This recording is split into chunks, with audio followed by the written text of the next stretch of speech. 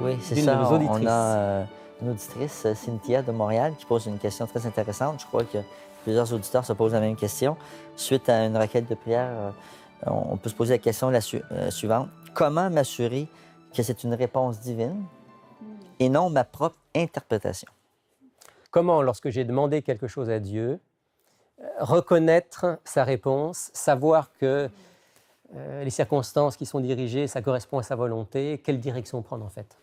Une question que je pense que tous les chrétiens se posent assez régulièrement. Hein. Voilà. Oui. Tout croyant qui Ouais. s'adresse à Dieu, C'est à ça. un moment se pose la question. Ouais, Ce sont tous des projets de vie, on a tous des décisions à prendre. c'est ça. On se tourne vers Dieu, maintenant on attend. Ouais, Est-ce que c'est lui qui parle ou pas? ouais. Des fois, la réponse peut être une à laquelle on ne s'attendait pas.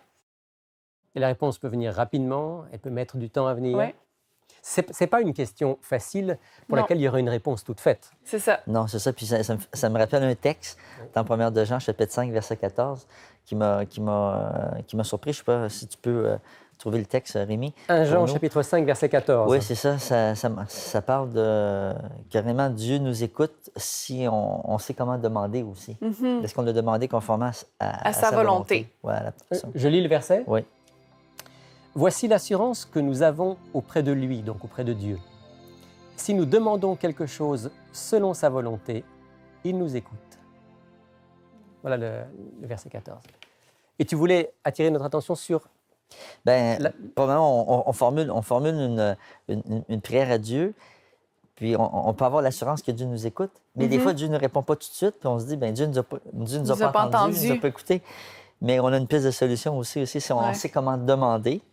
Probablement, on a déjà... C'est-à-dire que dans le verset, il est dit l'assurance. selon sa volonté. Oui, C'est c'est ça. ça. On a l'assurance que Dieu nous a au moins écoutés, parce qu'on C'est ça. on a su comment demander. Alors, selon sa volonté, 2 pistes, rapidement. Premièrement, demander à Dieu de m'assurer que je n'ai pas de volonté personnelle telle qu'elle va empêcher Dieu, que ce sera un parasite pour permettre à Dieu de me montrer ce que lui veut. Il est possible que ce que Dieu veut soit aussi ce que je veux, puisque je suis aussi conduit par l'Esprit de Dieu. Mais, Mais le contraire est aussi possible. mais le contraire est aussi possible. Donc j'ai cette ouverture, comme Jésus qui, à Gethsémani, va dire à son Père, non pas ce que je veux, mais ce que tu veux.